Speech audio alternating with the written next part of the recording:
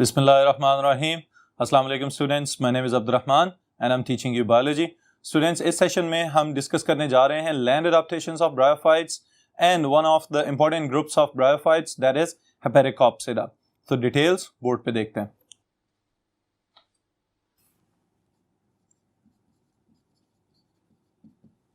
All right. The first part of the session will be land adaptations of bryophytes.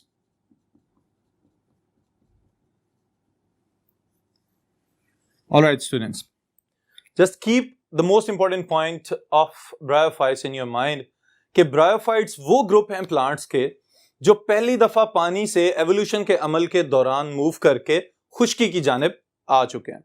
Okay, इसका मतलब ये है कि एक्वेटिक एनवायरनमेंट को मुस्तकिल तौर पे छोड़ने का पहला कदम ब्रायोफाइट्स ने अपनाया. अब फिर इसके बाद इनको कुछ ऐसी तब्दीलियां अपने अंदर लाने की जरूरत थी कि ये लैंड प्लांट्स के तौर पे कामयाब हो सकते, क्योंकि अगर पानी से दूर रहने में इनका सर्वाइवल पॉसिबल है तो उतने ही ज्यादा अच्छे टेरेस्ट्रियल लिविंग ऑर्गेनिजम्स के तौर पे ये अपने आप को साबित कर सकते हैं. ऑलराइट, क्योंकि अगर आप अपने इर्द गिर्द डिफरेंट लाइफ फॉर्म्स को देखें तो इवन के the human populations they are always dense around the available water sources. जहां कहीं भी पानी ज्यादा अवेलेबल होगा या पीने वाला पानी ज्यादा अवेलेबल होगा वहां पे इंसानी आबादी की तादाद भी ज्यादा होती है. कभी भी किसी डेजर्टिफाइड एरिया में आपको ह्यूमन पॉपुलेशन बहुत ज्यादा नजर नहीं आएगी.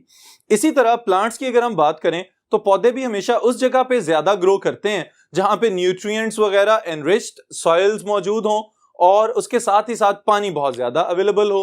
तो यहां पे ब्रायोफाइट्स के लिहाज से ये बहुत बड़ा स्टेप था कि मुकम्मल तौर पे पानी से निकल के बाहर आना और उसके बाद फिर लैंड को यानी कि जमीन को अपना मस्कन और हैबिटेट बना लेना. ऑलराइट, लेकिन इस पूरे अमल के अंदर इनको कुछ बेसिक चेंजेस अपने अंदर करनी पड़ी और वो चेंजेस कौन कौन सी हैं? These are the land adaptations. इनको हम अभी स्टार्ट करने लगे. The first is the most important. सबसे पहली चीज स्टूडेंट्स यहां पे that is about the compact multicellular body. जी, अब इस टर्म के अंदर शायद आपको इतनी को बहुत ज्यादा टेक्निक नजर ना आ रही हो, लेकिन जब हम लैंड अडॉप्टेशंस और टेरेस्ट्रियल एनवायरनमेंट को अडॉप्ट करने की बात करते हैं तो ब्रायोफाइट्स के लिहाज से ये एक बहुत बड़ा माइलस्टोन था. वो किस तरह से कि सेल्स जितने ज्यादा टाइटली पैक्ड रहेंगे उसमें वाटर को कंजर्व करने की एबिलिटी उतनी ज्यादा रहेगी. ऑलराइट, अगेन रिपीट कर रहा हूं मैं ये वाली बात कि सेल्स जितने करीब करीब रहते हैं उतना उनका सरफेस एरिया एक्सटर्नल एनवायरनमेंट के लिए कम अवेलेबल होता है. तो पानी के उड़ जाने की या पानी के जाया होने की जो चांसेस या जो इम्कानात हैं वो कम से कम होना शुरू हो जाएंगे. ऑलराइट, तो कंजर्वेशन ऑफ वाटर के लिहाज से compact multicellular body is one of the significant adaptations. Alright, और फिर इसी चीज को फर्दर बढ़ा दिया गया bye formation of cuticle on the surface. जैसी क्यूटिकल आएगी तो इसका मतलब है कि वाटर की कंजर्वेशन, जो लॉस ऑफ वाटर है या खुश्क होने के जो इम्कानात हैं उनमें मजीद कमी आना शुरू हो जाएगी. ऑलराइट स्टूडेंट्स, तो यही दोनों पॉइंट्स मैं यहां पे फर्दर डिफरेंसेस के साथ मेंशन कर रहा हूं कि क्या एबिलिटी प्लांट ने पैदा की है अपने अंदर. The first part is the conservation of water.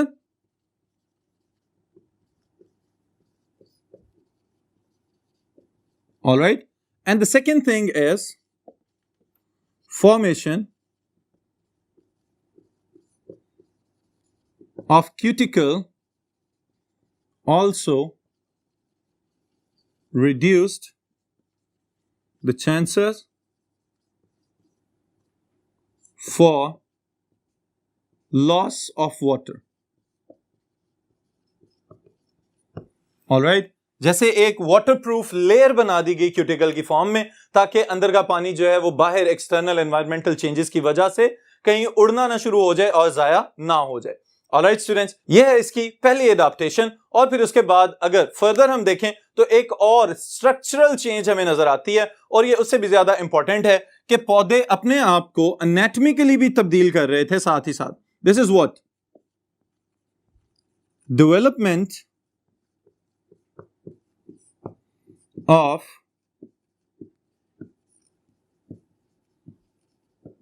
photosynthetic tissue into specialized chambers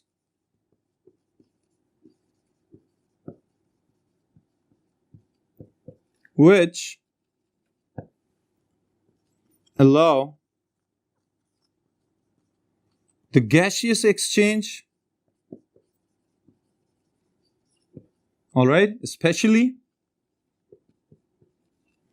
carbon dioxide. जी स्टूडेंट्स, अब इस पॉइंट को भी समझने की जरूरत है। ऑलराइट, इसको मैं एक्सप्लेन करता हूं एक फिगर की मदद से।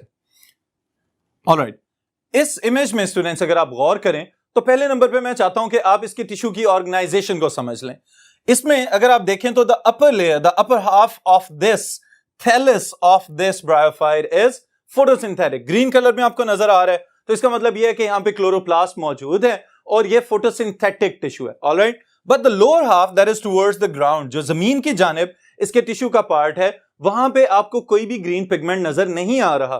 तो इसका मतलब यह है कि यहां पे फोटोसिंथेसिस नहीं चल रही बल्कि कोई और प्रोसेस चल रहा होगा। And this is the parenchymatic tissue, parenchymatous tissue है और इसका काम क्या है कि फूड को स्टोर करना। ऑलराइट, जो फोटोसिंथेसिस अपर पार्ट में हो रही है उसमें से जो एक्सेसिव सरप्लस फूड आता जाएगा उसको यहां पे स्टोर कर लिया जाएगा।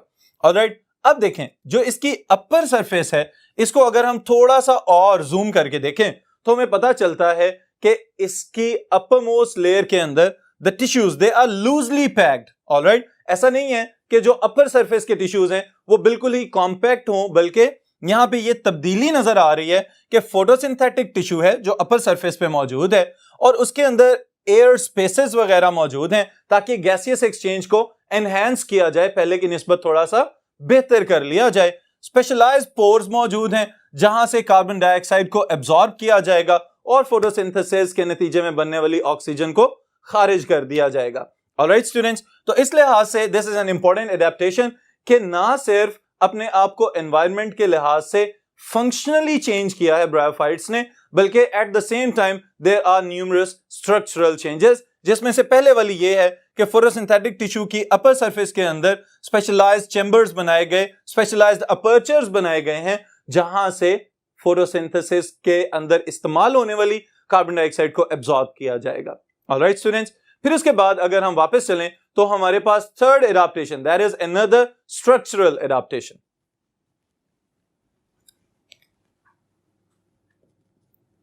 This is about rhizoids.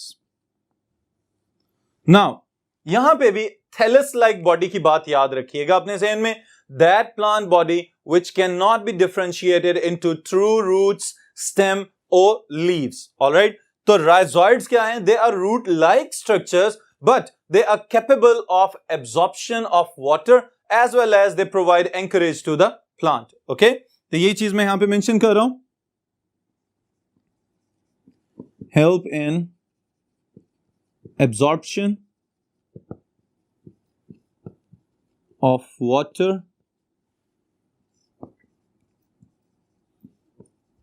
from substratum.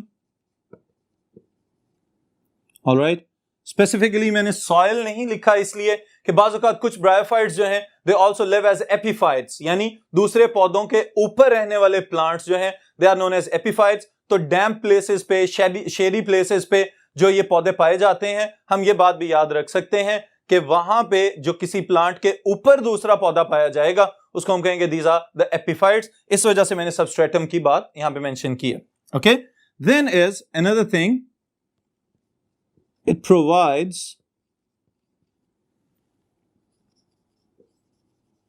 anchorage to the plant. All right, anchor करना, सहारा देना। All right स्टूडेंट्स, तो यहां पे ये राइजोइड्स ना सिर्फ प्लांट को सॉइल में या किसी भी सबस्ट्रेटम में धंसा रहे हैं, बल्कि at the same time water को एब्जॉर्ब करके अपर पार्ट्स की तरफ भेज भी रहे हैं। All right, तो ये एक इंपॉर्टेंट फीचर है जो हमें नजर आता है in the adaptations of bryophytes. Next,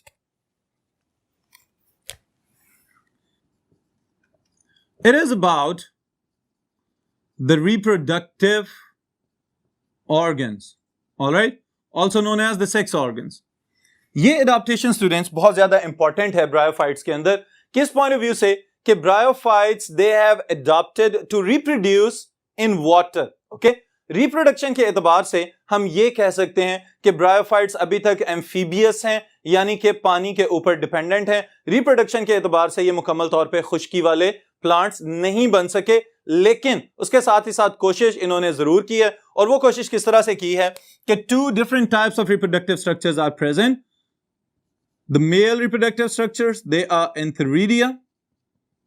All right, they are the male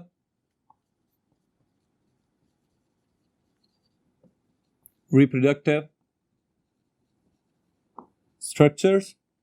All right, and Archegonia or Archegonia, they are the female reproductive structures. All right students, अब ये बात ज़हन में रखिएगा कि अगर हम मेल रिप्रोडक्टिव स्ट्रक्चर्स और फीमेल रिप्रोडक्टिव स्ट्रक्चर्स को डिस्टिंग्विश कर रहे हैं तो it means they are the sexually reproducing structures of the bryophytes. Okay, asexual reproduction के लिए वहां पे कैप्सूल की तरह का एक स्ट्रक्चर मौजूद होगा जो फर्दर लाइफ साइकिल में हम इसको डिस्क्राइब करेंगे। ओके, अब यहां पे अगर रिप्रोडक्टिव स्ट्रक्चर्स डिफरेंट हैं तो it means the gametes they are also different. और जब किसी भी लिविंग ऑर्गेनिज्म में मुख्तलिफ इकसाम के गमीट्स प्रोड्यूस हो रहे होते हैं तो उसके लिए स्टूडेंट्स याद रखिएगा एक मखसूस टर्म आप इस पूरे चैप्टर के लिए ज़हन में रख सकते हैं, that is हेटेरोगेमस।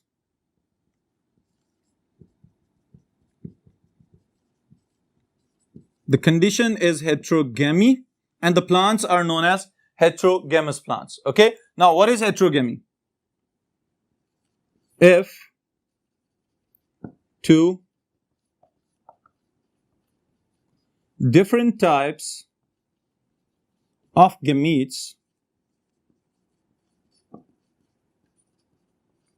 are present that are basically produced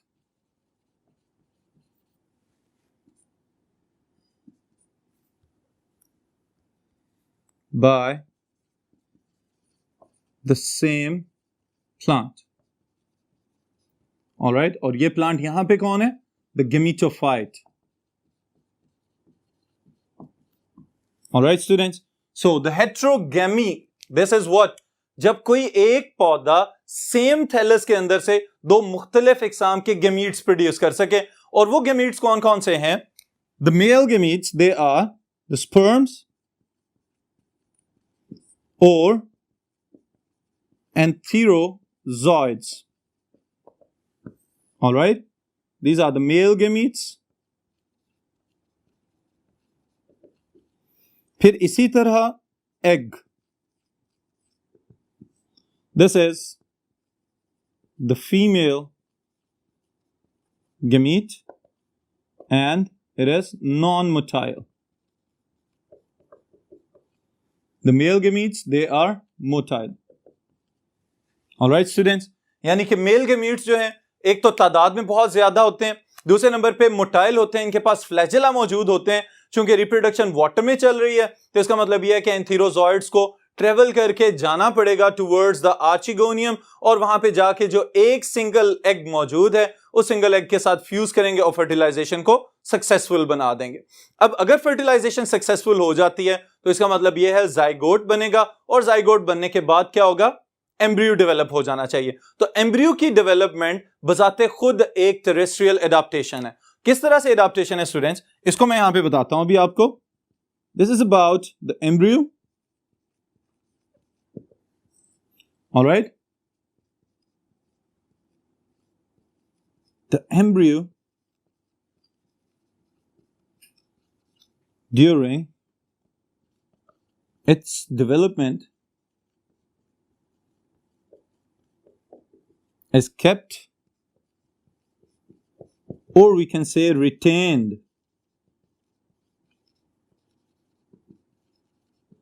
within the female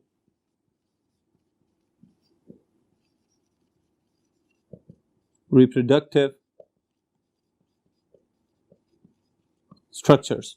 All right, zygote के अंदर जब सेल डिवीजन का आगाज होगा तो मल्टीसेलुलर स्ट्रक्चर बनेगा और इस मल्टीसेलुलर स्ट्रक्चर को हम कहेंगे this is the embryo. Okay, अब ये जो एम्ब्रियो बन रहा है ऐसा नहीं होगा कि इसको अलहदा कर दिया जाए या डिटैच करके कहीं और भेज दिया जाए, बल्कि ये जो गेमेटोफाइट के ऊपर बनने वाला एम्ब्रियो है it will stay embedded. Okay, कहां पे? इनसाइड द आर्चिगोनियम, और फिर इससे अगली जनरेशन का आगाज होगा, that is the sporophyte generation. उसके अंदर 3 अलग-अलग से डिस्टिंक्ट स्ट्रक्चर्स नजर आते हैं, foot, seta and capsule, but at the same time the sporophyte it will stay attached to the gametophyte generation. Alright students, फिर यहीं से अगले पॉइंट का आगाज होता है जो कि सर्वाइवल के एतबार से जेनेटिक्स की बुनियादी बैकबोन के तौर पे यहां पे रोल प्ले कर रहा है, and that is what it is, alternation of generations.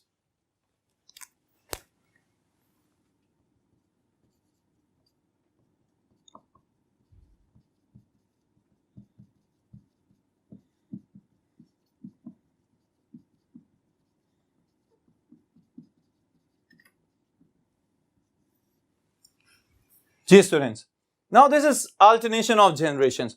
इसका मतलब क्या है कि जनरेशंस का बदल बदल के आना, एक दूसरे के साथ तबादला करते जाना। ऑलराइट, यहां पे कौन कौन सी 2 जनरेशंस मौजूद होती हैं? One is the gametophyte generation, that is genetically haploid, okay, and the other one is sporophyte generation, that is genetically diploid, okay। तो इसका मतलब ये है कि अगर एक हैप्लॉइड गेमेटोफाइट जनरेशन रिप्रोड्यूस करे, उसे एक डिप्लॉइड स्पोरोफाइट जनरेशन प्रोड्यूस हो, और जब diploid sporophyte generation further spores produce करे through the process of meiosis और रिडक्शन डिवीजन, यहां पे क्या होगा स्टूडेंट्स? Meiosis, okay. और मियोसिस में एक प्रोसेस चल रहा होता है जिसको हम कहते हैं क्रॉसिंग ओवर। क्रॉसिंग ओवर के वक्त क्या होता है? The genes they are reshuffled, okay. वहां पे जीन्स की यूं समझें कि नेचुरल सिलेक्शन चल रही होती है कि जो सक्सेसफुल जीन्स होंगे वो वहां पे बचा लिए जाएंगे, और जो डेलेटेरियस किस्म के या वीक जीन्स हैं, जैसे ही वो स्पोर्स जमीन के ऊपर गिरेंगे दे विल बी अनसक्सेसफुल, वो कामयाब नहीं हो सकेंगे। तो वहां पे ज्यादा सर्वाइवल के चांसेस किसके होंगे? जो ज्यादा रेजिस्टेंट, ज्यादा एडाप्टिव होगा। तो अल्टरनेशन ऑफ जनरेशन के प्रोसेस से हम ये कह सकते हैं, ना सिर्फ गेमेटोफाइट और स्पोरोफाइट जनरेशन एक दूसरे को बदल बदल के लाइफ साइकिल को मुकम्मल करते हैं, बल्कि साथ ही साथ एट द सेम टाइम यहां पे अल्टरनेशन ऑफ जीन्स भी चल रही है, जिसकी वजह से हम ये कह सकते हैं कि the resistant and the strong genes they are naturally selected and the weak genes they are naturally rejected. Alright, इस चीज को यहां पे लिख भी लेते हैं।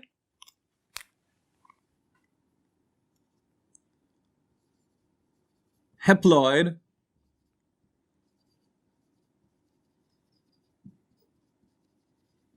gametophyte generation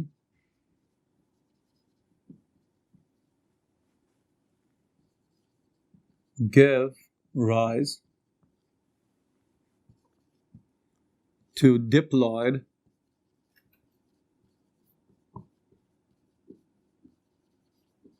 sporophyte generation. All right, this is the basic alternation of generation. And the second one is this process enable the plant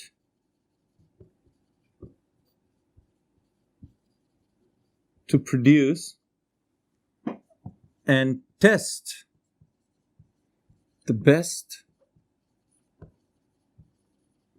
genetic combinations.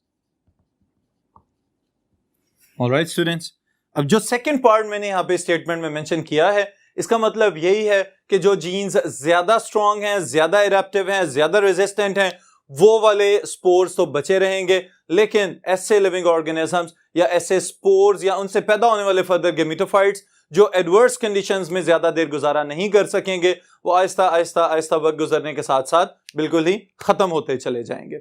Alright students, तो ये हैं चंद एडाप्टेशंस जिनकी हमने यहां पे समरी मेंशन की है कि वो तब्दीलियां जिनकी वजह से ब्रायोफाइट्स अपने आप को सक्सेसफुली जमीन के ऊपर लैंड प्लांट्स कहलाने के काबिल हो चुके हुए हैं। ओके, इसके साथ ही स्टूडेंट्स आज के इस सेशन को हम खत्म करते हैं, फिर इंशाल्लाह ताला नेक्स्ट सेशन में नेक्स्ट टॉपिक के साथ मुलाकात होगी।